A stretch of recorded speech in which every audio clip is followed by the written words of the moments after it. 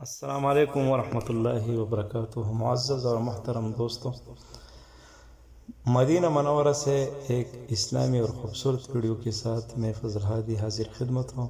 معزز اور محترم دوستوں، یہ ویڈیو ہے مسجد قبلتین، تو چلیے زیارت بھی کیجیے اور مسجد قبلتین کے بارے میں کچھ بات بھی کرتا ہے۔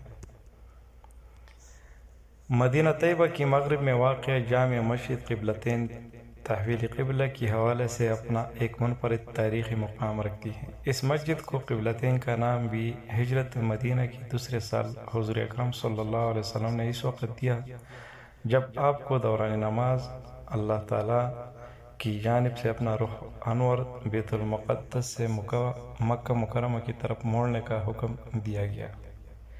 یوں یہ مسجد قبلہ اول مسجد اقصی سے قبلہ دوم مسجد حرم کی جانب تبدیلی قبلہ کا ٹرننگ پوائنٹ سمجھی جاتی ہے۔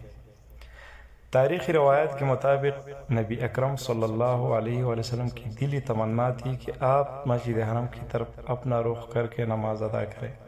اللہ تعالیٰ نے اپنے حبیب کی یہ خواہش پوری فرمائی۔ آپ مسجد میں ظہر کی نماز کی امامت فرما رہے تھے کہ اللہ جل جلالہ نے جبریل امین کے ذریعے آپ کو اپنا رخ مسجد اقصی سے مسجد حرم کی طرف موڑنے کا حکم دیا۔ آپ نے نماز ہی میں اپنا رخ تبدیل کیا، تب اس مسجد کا نام مسجد قبلتین یعنی دو قبلوں والی مسجد مشہور ہوا اور آج تک اسی نام سے جانی جاتی ہے۔ مرور زمانہ کے ساتھ مسجد قبلتین بھی ترمیم و توسیع کی مراحل سے گزرتی رہی ہے۔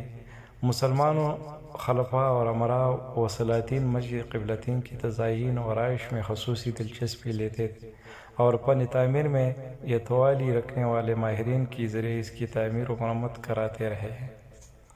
مسجد کے توسیع کا سب سے بڑا کام موجودہ السعود خاندان کے دور میں ہوا۔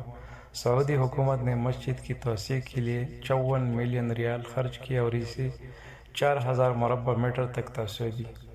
الحرمین الشریفین کی طرح مسجد قبلتین میں بھی 24 گھنٹے زائرین، معتمرین اور موسم حج میں مرد و خواتین حجاج کرام کا رش لگا رہتا ہے۔ مسجد کا ایک حصہ مستورات کے لیے مختص ہے جہاں خواتین دن کی کسی بھی وقت داخل ہو کر عبادات کر سکتی ہیں۔